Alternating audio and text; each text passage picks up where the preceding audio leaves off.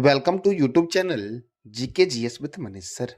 आज 27 दिसंबर 2023 है और आज की जितने भी महत्वपूर्ण करंट अफेयर होंगे वो हम इस वीडियो में डिस्कस करेंगे।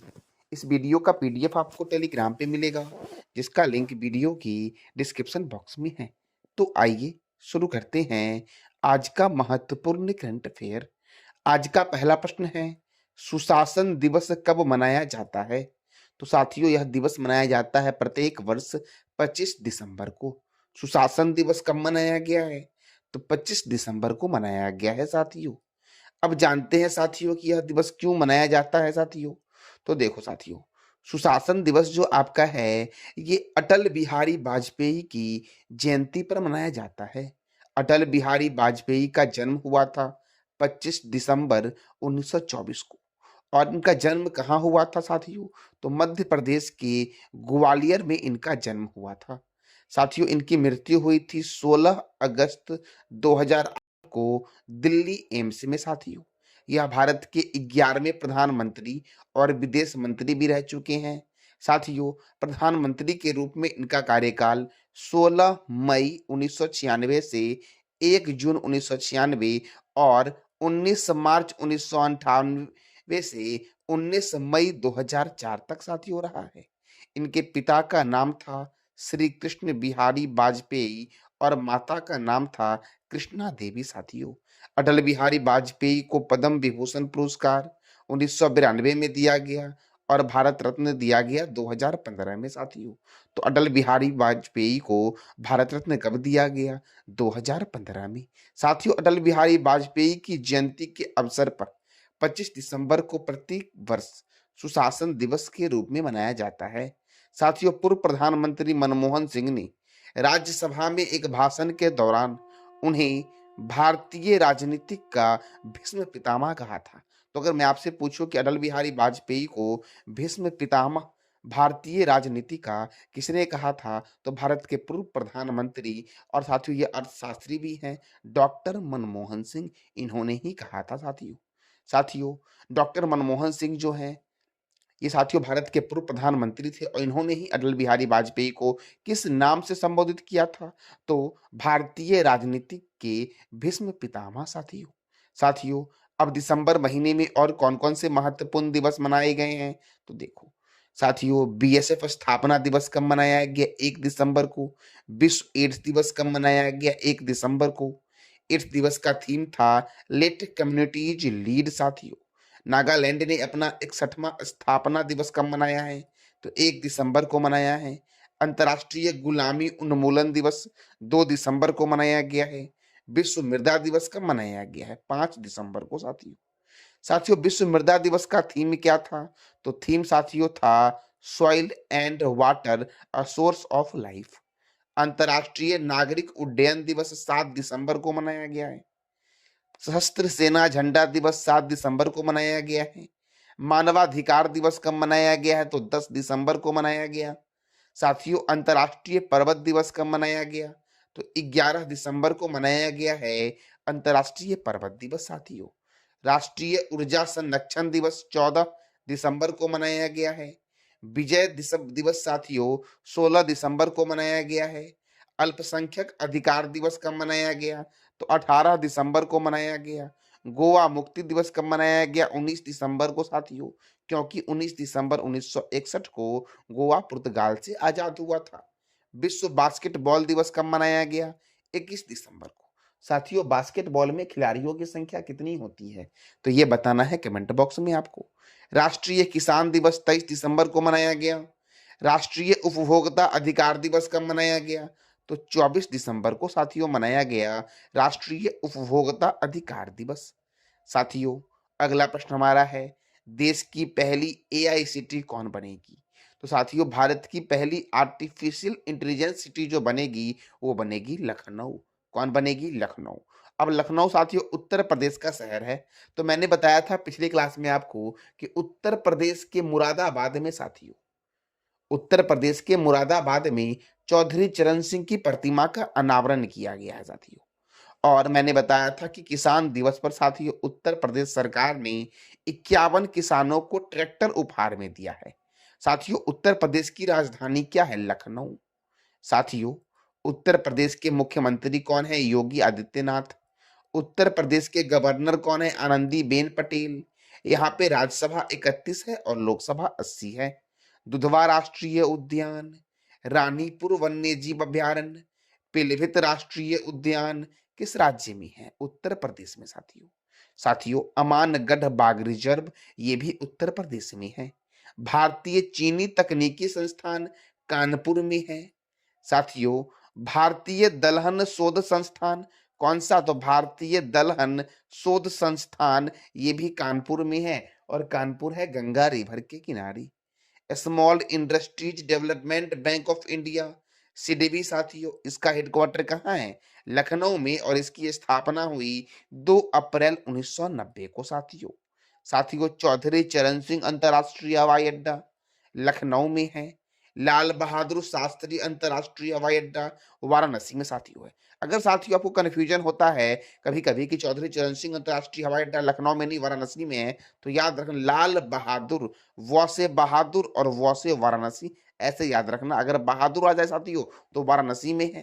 तो अब कंफ्यूजन खत्म हो गया आपका कि लाल बहादुर वाराणसी में है और चौधरी चरण सिंह कहाँ है? लखनऊ में साथियों। ऐसे आप ट्रिक के जरिए साथियों याद कर लेना। ये अगर बहादुर आ जाए तो व से बहादुर और व से वाराणसी साथियों मार लेना। साथियों साथियों अगला प्रश्न हमारा है खेलो इंडिया यूथ गेम 2023 का आयोजन कहाँ होगा? तो साथियों इसका आयोजन होगा तमिलनाडु में। इसका राइट आंसर क्या हो जाएगा? बी, कि खेलो इंडिया यूथ गेम जो होगा 2023 का ये भारत के तमिलनाडु राज्य में होगा साथियों।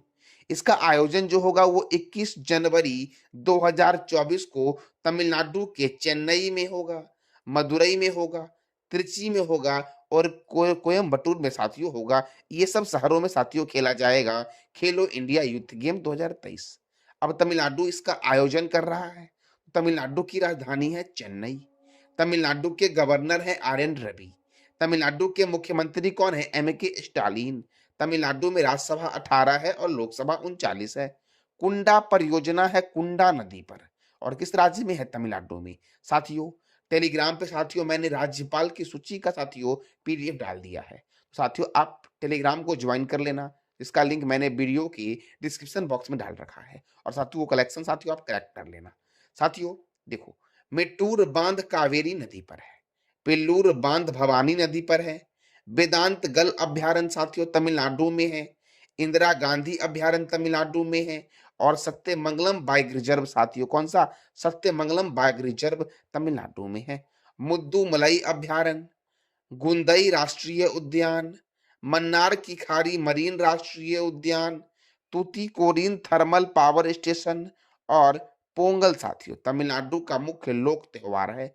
ये था तमिलनाडु के संबंध में साथियों महत्वपूर्ण स्टैटिक पॉइंट जो आपके किसी भी एग्जाम के लिए महत्वपूर्ण है। साथियों ये पुस्तक है बहुत ही महत्वपूर्ण साथियों। यह पुस्तक है, इस पुस्तक का नाम है breaking the mould. Breaking the mould ऐसे ही पूछेगा आपसे कि ब्रेकिंग द मोल्ड पुस्तक के लेखक कौन है? तो रघुराम जी राजन साथियों ब्रेकिंग द मोल्ड पुस्तक के लेखक हैं। ये आरबीआई के पूर्व गवर्नर भी रह चुके हैं साथियों। तो breaking the mould reimagining India's economic future पुस्तक के लेखक कौन है? रघुराम जी राजन। साथियों आपसे इतना भी पूछ सकता है कि ब्रेकिंग द मोल्ड पुस्तक के लेखक कौन है? तो क्या टिक करोगे आप? रघुराम जी राजन साथियों। साथियों देखो और भी कुछ महत्वपूर्ण पुस्तक हैं जैसे कि टॉम्ब ऑफ सैंड रेत की समाधि गीतांजलि श्री के द्वारा लिखा गया है साथियों। साथियों देखो कुछ अधूरे शब्द आशुतोष अग्निहोत्री के द्वारा लिखा गया है। ए नेशन टू प्रोटेक्ट साथियों प्रियम गांधी मोदी के द्वारा लिखा गया है। उड़ान एक मजदूर बच्चे की साथियों ये लिखा गया है मिथिलेश तिवारी के द्वारा और बिल पावर लिखा गया है सोजन मरीन के द्वारा साथियों। साथियों गोल्डन बॉय नीरज चोपड़ा नवजीत सिंह के द्वारा लिखा गया है। The Chipko movement the people history Shekhar Pathak के द्वारा लिखा गया है। City of Joy and Freedom at Midnight ये डायनामिक लेपियर के द्वारा लिखा गया है। वार एंड वुमेन ये डॉक्टर M.A. हसन के द्वारा लिखा गया है। और फुलंगे नामक पुस्तक के लेखक कौन है? तो लेखनाथ छेत्री है साथियों। कौन है? लेखनाथ छेत्री। अगला प्रश्न साथियों हमारा है, ये प्रश्न साथियों बहुत ही महत्वपूर्ण है कि सांस अभियान किसने शुरू किया है। ये सांस अभियान क्या है? तो निमोनिया की रोकथाम के लिए किस राज्य सरकार ने सांस अभियान की शुरुआत की है? तो मणिपुर ने साथियों किया है सांस अभियान की शुरुआत। अब मणिपुर ने की है तो देखो मणिपुर की कैपिटल क्या है? इम्फाल। मणिपुर के गवर्नर कौन है? अनसुईया उइके। मणिपुर के चीफ मिनिस्टर कौन है? एन वीरेंद्र सिंह साथियों मणिपुर के चीफ मिनिस्टर हैं। मणिपुर में जो राज्यसभा सीट है वो है 1 और लोकसभा सीट कितना है? 2। मणिपुर की स्थापना हुई 21 जनवरी 1972 को। साथियों देखो, किबुल लामजाओ राष्ट्रीय उद्यान ये विश्व का एकमात्र तैरता हुआ राष्ट्रीय पार्क है जो साथियों इम्फाल और बिष्णुपुर जिले में स्थित है। साथियों किबुल लामजाओ राष्ट्रीय उद्यान विश्व का एकमात्र तैरता हुआ राष्ट्रीय उद्यान है जो इम्फाल और बिष्णुपुर जिले में स्थित है और इसे 1977 में राष्ट्रीय पार्क घोषित किया गया था। और ये जो किबुल लामजाओ राष्ट्रीय उद्यान है ये लोकटक झील पर स्थित साथियों है। कौन सी झील पर? लोकटक झील पर। किस राज्य में? तो मणिपुर के इम्फाल और बिष्णुपुर जिले में। साथियों इम्फाल मणिपुर की कैपिटल भी है। साथियों देखो, सिरोही राष्ट्रीय उद्यान मणिपुर में है और मणिपुर में एक झील है लोकटक झील किस राज्य में है? तो मणिपुर में है। आपको बताना है कमेंट बॉक्स में कि लोनार झील किस राज्य में है, ये बताना है कमेंट बॉक्स में आपको साथियों। अगला प्रश्न हमारा है, वासुदेव देवनानी किस राज्य के विधानसभा अध्यक्ष बने हैं? साथियों मैंने क्या पूछा? वासुदेव देवनानी किस राज्य के विधानसभा अध्यक्ष बने हैं? तो साथियों यह भारत का सबसे बड़ा राज्य है जिसका नाम है राजस्थान। क्षेत्रफल की दृष्टिकोण से तो वासुदेव देवनानी जो बने हैं वो राजस्थान विधानसभा के अध्यक्ष बने हैं। साथियों देखो, अभी हाल ही में राजस्थान में विधानसभा चुनाव हुआ था। तो देखो, राजस्थान की स्थापना जो हुई है वो 1 नवंबर 1956 को हुई है और राजस्थान की कैपिटल क्या है? जयपुर। जयपुर को बोलते हैं पिंक सिटी और जोधपुर को बोलते हैं ब्लू सिटी। राजस्थान के मुख्यमंत्री हैं भजन लाल शर्मा और राजस्थान के राज्यपाल कौन है? कलराज मिश्र हैं। राजस्थान में राज्यसभा सीट 10 है, लोकसभा सीट 25 है और विधानसभा सीट 200 है साथियों। कितना है? 200। देखो साथियों, राजस्थान में विधानसभा चुनाव हुआ है तो बीजेपी पार्टी ने साथियों जीत यहाँ पर हासिल की है। बीजेपी साथी पार्टी को 115 सीटें मिली है और इंडियन नेशनल कांग्रेस को 69 सीटें मिली हैं साथियों। और राजस्थान जो है वो क्षेत्रफल की दृष्टि से सबसे बड़ा राज्य है साथियों। तो देखो, राजस्थान के कुछ नेशनल पार्क को देखते हैं। सरिस्का राष्ट्रीय उद्यान, डेजर्ट राष्ट्रीय उद्यान, केवलादेव राष्ट्रीय उद्यान, रणथंभौर राष्ट्रीय उद्यान, जवाहर सागर वन्यजीव अभयारण्य, रामगढ़ विषधारी अभयारण्य, माउंट आबू वन्यजीव अभयारण्य, कुभलगढ़ वन्यजीव अभयारण्य, मुकुंदरा हिल्स राष्ट्रीय उद्यान, ये सब किस राज्य में है? तो राजस्थान में है साथियों। कौन कौन सा? सरिस्का, डेजर्ट, केवलादेव, रणथंभौर, जवाहर सागर, रामगढ़ विषधारी अभयारण्य, माउंट आबू वन्यजीव अभयारण्य, कुभलगढ़ वन्यजीव अभयारण्य और मुकुंदरा हिल्स नेशनल पार्क किस राज्य में है? तो राजस्थान में है साथियों। देखो, राजस्थान के कुछ महत्वपूर्ण झील को देखते हैं तो राजस्थान में है सांभर झील। साथियों सांभर झील से ही दुनिया की सबसे पुरानी वृक्षारोपण का भी प्रमाण मिला है पाषाण काल का साथियों। साथियों राजसमंद झील, पिछौला झील, जयसमंद झील, फतेह सागर झील और डिडवाना झील किस राज्य में है? तो राजस्थान में है। और क्षेत्रफल की दृष्टि से भारत का सबसे बड़ा राज्य कौन सा है? राजस्थान है। राजस्थान के जैसलमेर को बोला गया है स्वर्ण नगरी, झीलों की नगरी बोला गया उदयपुर को, पिंक सिटी बोला गया है जयपुर को और ब्लू सिटी बोला गया है जोधपुर को साथियों। साथियों अगर आपको हमारी कंटेंट अच्छी लगती है तो चैनल को लाइक करें, शेयर करें और सब्सक्राइब करें। साथ साथ बेल आइकन को भी दबा दें ताकि आपको डेली अपडेट मिल सके साथियों। देखो, राजस्थान के पड़ोसी राज्य जो हैं वो कौन से हैं?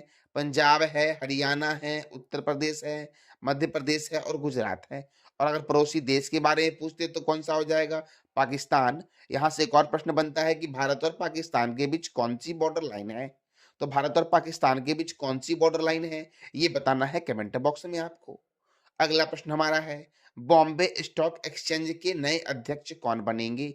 तो प्रमोद अग्रवाल बनेंगे बॉम्बे स्टॉक एक्सचेंज के नए अध्यक्ष साथियों। अब देखो और भी कुछ महत्वपूर्ण संस्था है, जैसे कि table tennis of India federation की महिला अध्यक्ष है मेघना अहलावत साथियों। यहाँ से एक और प्रश्न बनता आपका है कि table tennis of India federation की पहली महिला अध्यक्ष कौन बनी है, तो मेघना अहलावत भी बनी है। भारत के मुख्य चुनाव आयुक्त जो बने हैं वो कौन बने हैं, हीरालाल समारिया बने हैं। कौन बने हैं, हीरालाल समारिया साथियों। भारतीय कुश्ती महासंघ के जो अध्यक्ष बने हैं वो बने हैं संजय सिंह साथियों। टाटा पावर रिन्यूएबल एनर्जी के एमडी एंड सीईओ बने हैं दीपेश नंदा। रेलवे बोर्ड की अध्यक्ष और महिला सीईओ साथियों है जया वर्मा सिन्हा, जो रेलवे बोर्ड की पहली महिला अध्यक्ष है साथियों। प्रेस ट्रस्ट ऑफ इंडिया के अध्यक्ष बने हैं के एन शांता कुमार। कौन बने हैं, के एन शांता कुमार साथियों। प्रेस इंफॉर्मेशन ब्यूरो के नए प्रमुख कौन बने हैं, मनीष देसाई। केंद्रीय प्रत्यक्ष और सीमा शुल्क बोर्ड के नए अध्यक्ष बने हैं संजय कुमार अग्रवाल। रेलवे सुरक्षा बल के महानिर्देशक कौन है, मनोज यादव हैं साथियों। नबार्ड के नए अध्यक्ष कौन बने हैं, साजी गेबी साथियों। मनोज यादव से एक प्रश्न याद आ गया आपका कि मोहन यादव किस राज्य के मुख्यमंत्री बने हैं, ये बताना है कमेंट बॉक्स में आपको। भारतीय तटरक्षक बल के 25वें महानिर्देशक बने हैं राकेश पाल साथियों। हिंदू ग्रुप की नई अध्यक्ष कौन बनी है, तो निर्मला लक्ष्मण बनी है हिंदू ग्रुप की साथियों नई अध्यक्ष। अशोक लीलैंड के एमडी एंड सीईओ कौन है, सीनू अग्रवाल। सीबीआई के नए निदेशक कौन है, प्रवीण सूद। ट्विटर के नए सीईओ कौन है, लिंडा या कारिनो साथियों। संघ लोक सेवा आयोग के अध्यक्ष कौन है, तो मनोज सोनी है। भारतीय प्रतिस्पर्धा आयोग की पहली महिला चेयरपर्सन कौन है, तो रवनीत कौर है साथियों। कौन है, रवनीत कौर भारतीय प्रतिस्पर्धा आयोग की पहली महिला चेयरपर्सन बनी है। यूको बैंक के एमडी कौन है, अश्वनी कुमार है। मौसम विज्ञान संगठन के नए अध्यक्ष कौन बने हैं, तो अब्दुल्ला अल मंडोस बने हैं साथियों। कौन बने हैं, अब्दुल्ला अल मंडोस साथियों। अगला प्रश्न हमारा है, इंडिया स्किल रिपोर्ट 2024 के अनुसार कार्य करने के लिए भारत का सबसे पसंदीदा शहर कौन बना है साथियों। तो देखो इंडिया स्किल रिपोर्ट 2024 के अनुसार युवाओं के लिए जो भारत का सबसे पसंदीदा शहर बना है वो कौन बना है, तो केरल का तिरुवनंतपुरम और कोचीन बना है।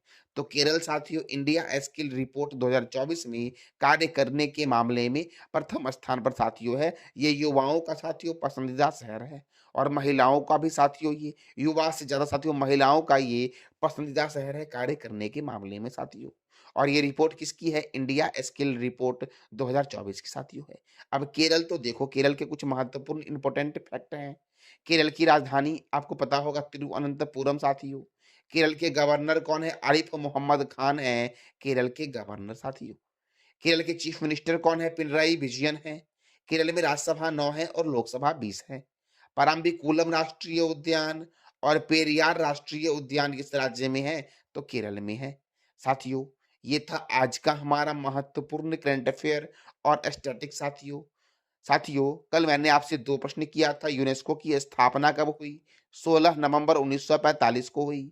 इसरो के चेयरमैन कौन है, तो श्रीधर सोमनाथन साथियों इसरो के नए चेयरमैन है साथियों। साथियों आज का आपका दो प्रश्न है जिसका जवाब देना है कमेंट बॉक्स में आपको। सीबीआई के निर्देशक कौन है, और दूसरा प्रश्न हमारा है विश्व का एकमात्र हुआ राष्ट्रीय पार्क या राष्ट्रीय उद्यान का नाम क्या है और यह किस राज्य में है। इस दोनों प्रश्न का जवाब देना है कमेंट बॉक्स में आपको। ये था आज का हमारा महत्वपूर्ण करंट अफेयर। जानकारी अच्छी लगी तो चैनल को लाइक करें, शेयर करें और सब्सक्राइब करें। साथ साथ बेल आइकन को भी दबा दें ताकि आपको डेली अपडेट मिल सके साथियों। धन्यवाद।